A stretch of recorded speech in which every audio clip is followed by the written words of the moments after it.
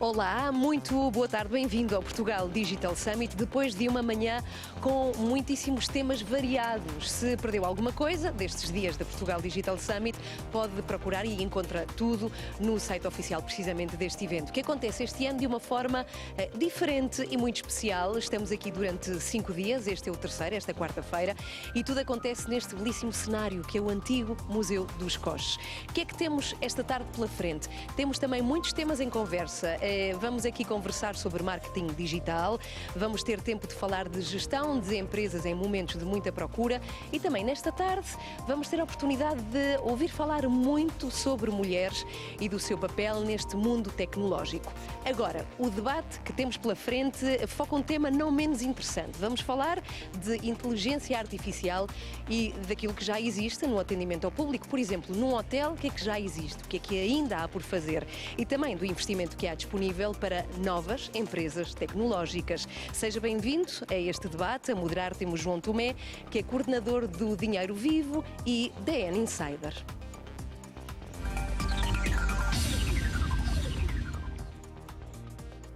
Olá a todos, começamos as conversas esta tarde precisamente sobre o atendimento online e a forma como ele tem evoluído, portanto, como a inteligência artificial tem feito a diferença do ponto de vista do atendimento ao cliente. E connosco temos dois convidados, Tiago Araújo, presidente executivo e cofundador da iGiphy, acho que é mesmo assim que se diz, uma startup portuguesa que tenta aqui fazer uma ligação entre os hotéis e os seus hóspedes, precisamente através do atendimento ao cliente, de uma forma automatizada.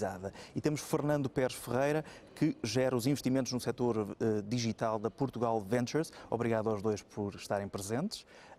Partimos as hostilidades precisamente para tentar perceber, se calhar começamos mesmo com o Tiago, claro. Para tentar perceber aqui o que é que já evoluiu esta área do ponto de vista da automatização do atendimento ao cliente e de que forma é que hoje em dia, com aquilo que já temos hoje em dia, vocês já fazem, conseguimos também ter uma experiência, o cliente consegue ter uma experiência já muito próxima do que seria um humano, com estes sistemas automatizados com inteligência artificial, sendo que vocês têm uma experiência com a hotelaria já bastante extensa, não é? Claro. Antes de mais, obrigado pelo convite e obrigado à CEPI pelo convite. Acho que nunca foi tão importante falar sobre tecnologia. No momento que nós vivemos, a tecnologia pode responder a vários problemas. A iGiphy é uma plataforma de comunicação para hotéis. O que nós fazemos é, nós automatizamos grande parte das perguntas que os hóspedes têm. Igualmente também centralizamos vários canais de comunicação, dando a hipótese do hóspede poder comunicar por o canal que preferir, seja Facebook Messenger, WhatsApp, via um chat no website, e medimos toda esta mesma experiência. Respondendo diretamente à pergunta, nós o que vemos é que, sem dúvida alguma, a tecnologia pode estar envolvida para tentar automatizar processos simples.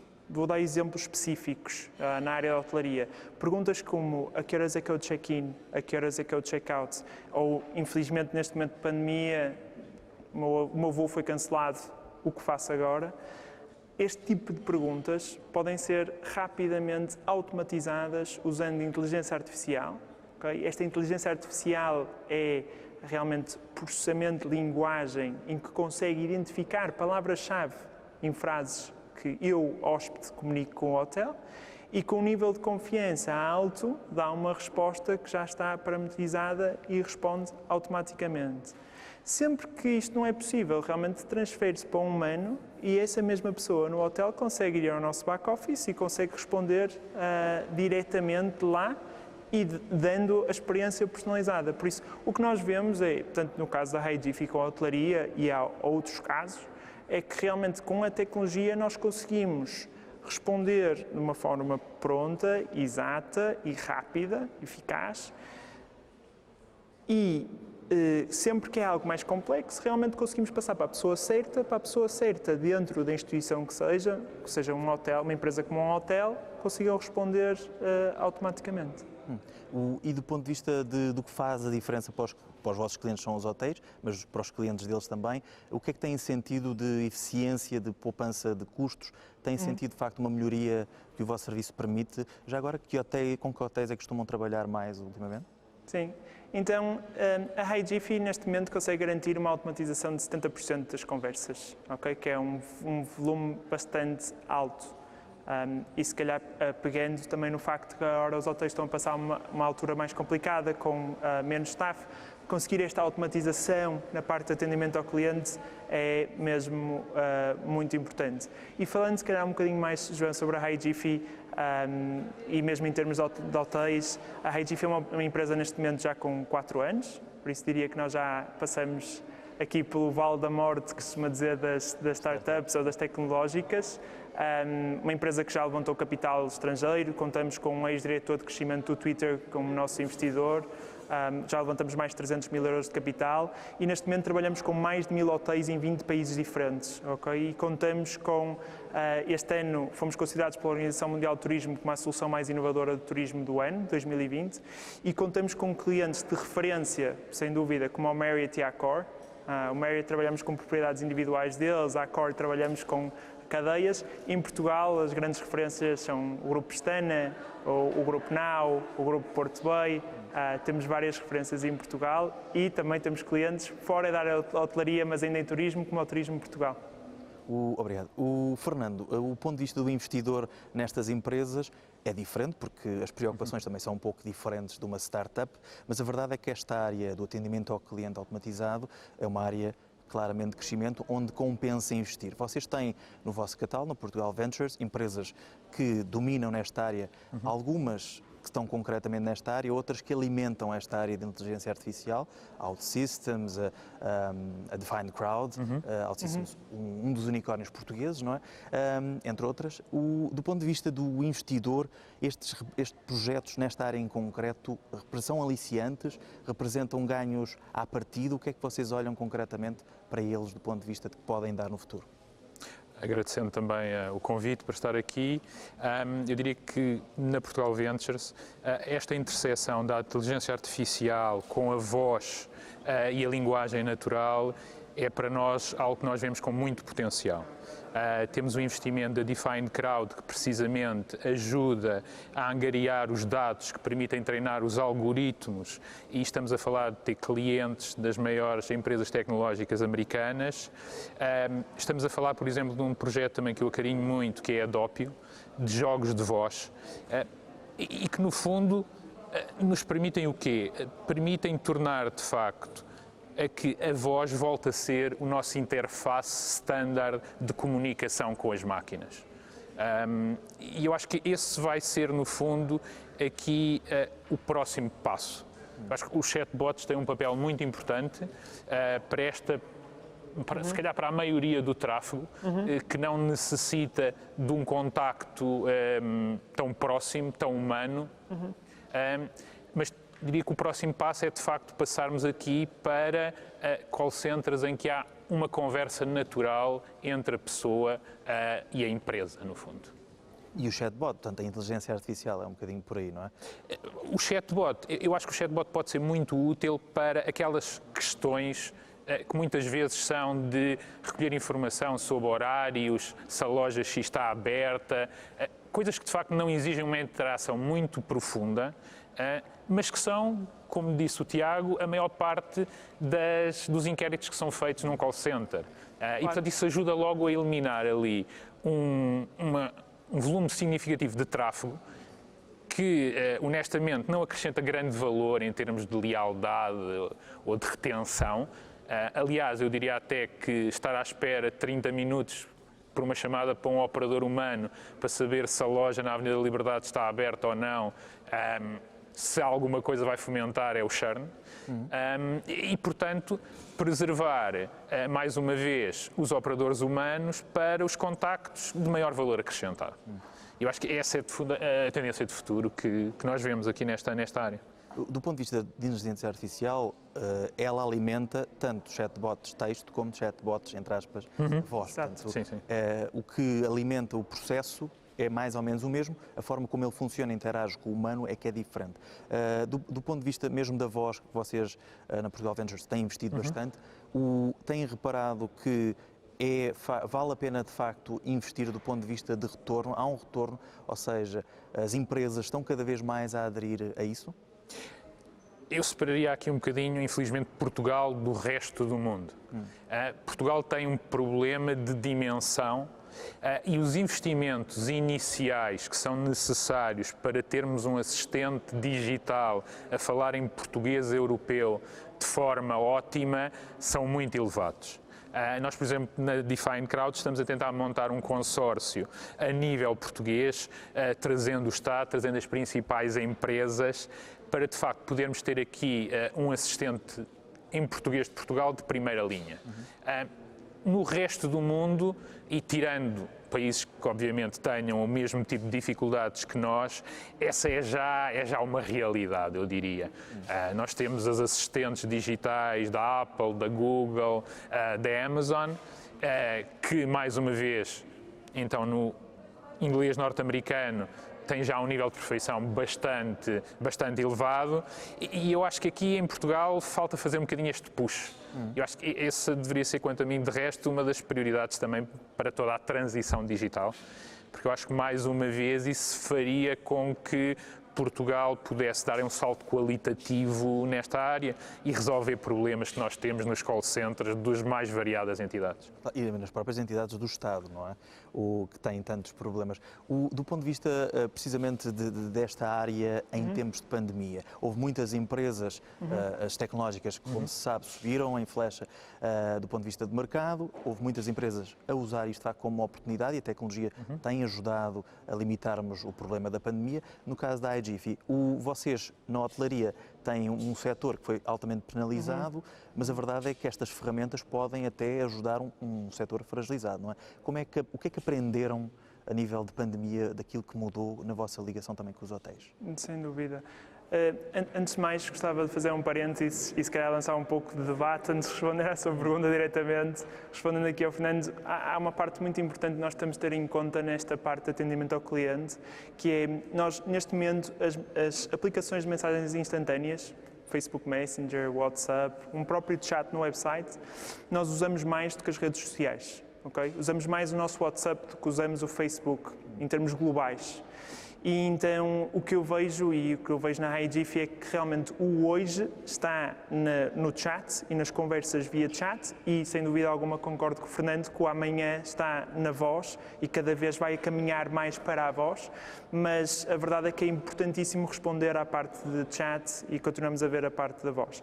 Respondendo agora diretamente à pergunta da parte da pandemia, o que nós vemos é um cenário difícil e complicado. Eu, como estando à frente da empresa, falar todos os dias com hoteleiros, como devem imaginar, numa pandemia é uma tarefa complicada. As expectativas são más. Conta-se então que este ano, face ao ano passado, conta-se um decréscimo de 50% da faturação. Mas, por outro lado, o que nós vemos é que vemos os hotéis com menos staff, com menos pessoal para poder responder a todos os tipos de tarefas que são necessárias ser feitas num hotel. E do outro lado temos um hóspede que não só tem, são menos hóspedes, mas tem muitas mais perguntas, muitas mais questões, desde voos cancelados, a quais é que são os procedimentos que têm, etc. E querem fazer os hóspedes esta comunicação digital. Mesmo quando estão no hotel, querem ir muito menos vezes à recepção e evitar o contacto humano e promover o distanciamento social. E com o equilíbrio entre essas duas coisas, não é? Em que temos em conta que realmente tivemos 50% de decréscimo da faturação, mas há uma necessidade grande por parte dos hotéis, a iGiffy cresceu 50% de abril até agora. Teve um crescimento exponencial, acompanhando outras tecnológicas que o João estava a mencionar. Vemos uma revolução tecnológica muito grande a acontecer na área da hotelaria. Claro que nem todos os players no mercado podem responder a esta revolução tecnológica, mas o que eu costumo dizer era que projetos pendentes que não eram prioridade, que ficavam sempre na prateleira e eram sempre pendentes, aceleraram bastante e é algo que se tem vindo a falar muito, não é? Do acelerar da pandemia, como é que a pandemia acelerou esta mesma tecnologia.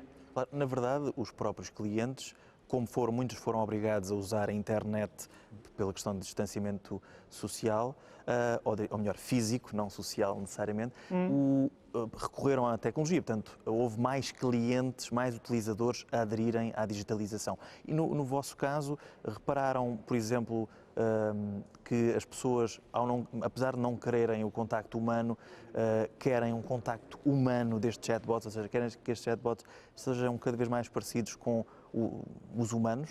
Como é que vocês tentam lidar com esse lado? Sem dúvida. Nós estamos a falar de questões que já não partem só para que horas é que eu check-in ou que horas é que eu check-out. Temos um hóspede que teve o voo cancelado e soube no dia antes e quer uma resposta rápida do que é que vai acontecer à sua reserva e se consegue alterar a reserva. Por isso, cada vez mais é prioridade de não só o assistente conseguir compreender e na parte da tecnologia ajuda bastante, há vários parâmetros que ajudam a identificar a urgência desse mesmo pedido e, sem dúvida, se o assistente consegue responder e se não consegue responder, a parte de conseguir passar à pessoa certa dentro do hotel, em que os hotéis também têm vários departamentos, para responder e dar a urgência necessária, essa mesma mensagem, para a mensagem ser respondida e estarmos no encontro das métricas de tempo de resposta dos hotéis com pouco staff. Isto é tudo tecnologia que ajuda a vamos dizer, um diretor de marketing de um hotel conseguir gerir com pouco pessoal estas mesmas respostas necessárias do atendimento ao cliente que, sem dúvida alguma, mesmo com poucos hóspedes, tem sido muito problemática para os hotéis. Preocupa-se também com o lado pessoal, ou seja, o bom dia, o assistente ser humano no contacto, ou seja, as pequenas interjeições, preocupam-se com isso? Claro, claro. Essa parte, eu costumo dar um exemplo muito específico. Nós temos uma cadeia dentro do grupo Accor que se chama Mama Shelter. A Mama Shelter tem um tipo de marketing muito diferente. Quer dizer, entrando nos hotéis deles, tem desde, pode-se jogar Matrix, em que são 10 pessoas a jogar, o tipo de decoração é completamente sublime e diferente, e eles preocupam-se muito com a imagem que eles têm e mesmo com criar personalidade do assistente, algo muito específico para eles. Então a nossa equipa de produto consegue sempre customizar a voz, vamos dizer, do chatbot, ou a forma de comunicar, ou a forma de escrever, conforme a marca desse mesmo hotel. Há quem dê mesmo nome ao assistente virtual, a forma desde a primeira mensagem à forma de responder, tudo isso é customizado pelo hoteleiro e sempre com a preocupação de cada vez mais parecer humano. Mas, criando aqui um parênteses muito importante, que tem que sempre existir um equilíbrio. Tem que sempre existir um equilíbrio entre, ok, humanizar o robô ao máximo, mas o utilizador final nunca pode deixar de saber que está a falar com o robô. Porquê? Porque o que nós vemos é que, desde o momento da nossa experiência da HiGiffy, desde o momento que nós colocamos de uma forma muito clara em que o utilizador final está a falar com o assistente virtual, o tipo de utilização para com esse assistente virtual é diferente, porque este tipo de perguntas que o Fernando estava a mencionar há pouco, muito simples, as pessoas querem uma resposta rápida, não querem estar à espera de uma pessoa humana para responder, para poder responder a essas mesmas perguntas básicas. Então começam a adaptar-se à circunstância. Mesmo passa com assistentes virtuais de voz, com a Alexa, não é? Ou com o Google Home. Também me adapto bastante em casa a usar a minha Alexa da forma como falo, os comandos que eu digo, para realmente ter o chamado outcome ou pretendido que eu quero, não é? Já vamos explorar um bocadinho essa área, que era uma das perguntas que eu tinha, até relativa ao Google Duplex, mas pegando aqui também do ponto de vista também do investidor, mas da pandemia, que lições é que vocês tiram desta pandemia, até do ponto de vista muito concreto das empresas que representam, por exemplo, a Define Crowd, que lições é que uma empresa como a Define Crowd e outras dentro deste género tiraram mais desta pandemia para o futuro, que fará a diferença no futuro? Nós esperamos que esta pandemia, de facto, tenha acelerado a transição para o digital. No curto prazo, acho que independentemente do setor e com algumas exceções, terá sido sempre penalizador, mas a nossa grande esperança é que, de facto, ao acelerar aqui a transição para o digital, que tenha acelerado também uma série de oportunidades que permitam, de facto, também gerar mais valias. Eu penso que, por exemplo, desde empresas nossas, como por exemplo a Doppio, que faz jogos de voz precisamente para assistentes de voz, empresas como a Didimo, de avatares, em que tentam personalizar um bocadinho o avatar, por exemplo, em mundos virtuais. Eu acho que há toda aqui uma panóplia de experiências que se abriram para pessoas que até há pouco tempo estavam longe ainda deste mundo. E eu acho que há aqui um ponto importante de aumento de produtividade, que todas estas ferramentas vão permitir e que esperamos que não seja algo que, nesse caso, se perca e se volte ao que era anteriormente. E, portanto, vemos aqui com algum otimismo que, passado aqui um bocadinho estes efeitos mais perniciosos da pandemia, se tenha conseguido dar aqui um salto em frente. Uma lição que, enfim, nós já tínhamos interiorizado de outras crises tem a ver com a questão do investimento.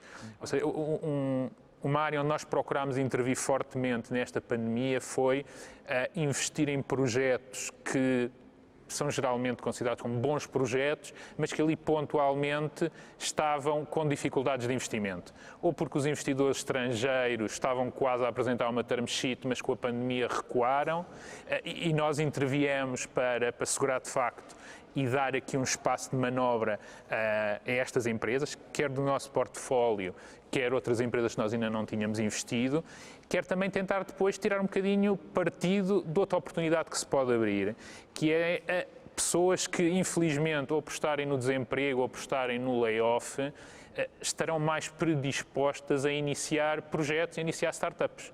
E, portanto, abrimos também uma call vocacionada para projetos mais em early stage, portanto, capital semente, que nós possamos, de facto, também aumentar aqui um bocadinho o top of the flow, of the pipeline, para que, de facto, se consiga, mais uma vez, fazer crescer todo este ecossistema de startups em Portugal, que nós vimos acompanhando aqui desde 2012, 2013 com mais cuidado, que acho que conseguimos energizar e que atualmente nós precisamos de facto que atinja aqui uma massa crítica interessante, nos permita estabelecer de facto como um hub aqui em termos europeus.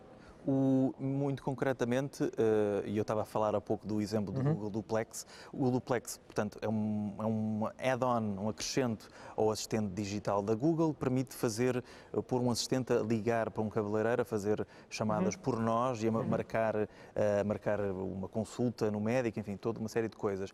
Na altura falou-se do ponto de vista ético, de preocupação, precisamente, que convém a pessoa do outro lado saber que está a falar com um robô e não com uma pessoa. Vocês mesmo a nível de investimento têm essa preocupação ética, mesmo neste mundo dos assistentes, de pôr as empresas focadas também na privacidade, na questão ética? Absolutamente. Eu acho que de forma geral, quer as componentes de privacidade, quer as componentes de sustentabilidade, de igualdade de género, mesmo pegada carbónica, eu acho que é algo que nós devemos já ter em conta hoje, porque cada vez mais vão ser obrigações no amanhã. Muito provavelmente parte do dinheiro que virá de Bruxelas para a transição digital trará já alguns requisitos a esse nível, mas sobretudo porque é algo que faz sentido. Para nós, por exemplo, a questão da igualdade de género é algo que nós valorizamos muito nas nossas equipas fundadoras e que tentamos promover. Não é por acaso que, por exemplo, apostámos na Daniela Braga, na Define Crowd e em outras empresas tentamos sempre, de facto, pugnar por esses objetivos. O nosso tempo está a chegar ao fim. Pedia só uma resposta neste lado ético, aqui ao Tiago, e também do ponto de vista de futuro nesta área. Claro. Nós na HiGFI tipicamente pomos o lado ético e o lado de utilização ombro a ombro. Isto é, claro que a parte ética é sempre mesmo relevante, mas também temos a parte da utilização. E a parte da utilização aqui, nós vemos, realmente testamos as duas abordagens, tivemos a oportunidade com tantos milhões de utilizadores que nós temos, hóspedes, a falar com o nosso assistente e chegamos à conclusão que realmente a parte de entenderem que é um assistente na utilização, no chamado outcome final, a taxa de conversão, a automatização, tudo funciona melhor ao entender que é um assistente, porque as pessoas realmente se adaptam. E, claro, um bom ponto levantado por Fernando, para nós o RGPD é algo fundamental ao trabalhar com entidades como a Merit, ou a Accor, ou mesmo como o Grupo Pestana. Temos que respeitar, e é algo super importante para nós como empresa também, para podermos continuar a crescer, como conseguimos realmente com participações de fundos europeus, etc. Por isso é algo que nós levamos mesmo muito a sério e investimos bastante para termos todo este sistema montado para a proteção de dados e conseguimos cumprir com ele. Esta área de facto é muito interessante, podemos estar aqui a tarde toda. O nosso tempo chegou ao fim. Agradeço aos dois, Tiago e Fernando, e quanto a nós, vamos continuar com mais debates esta tarde. Até à próxima.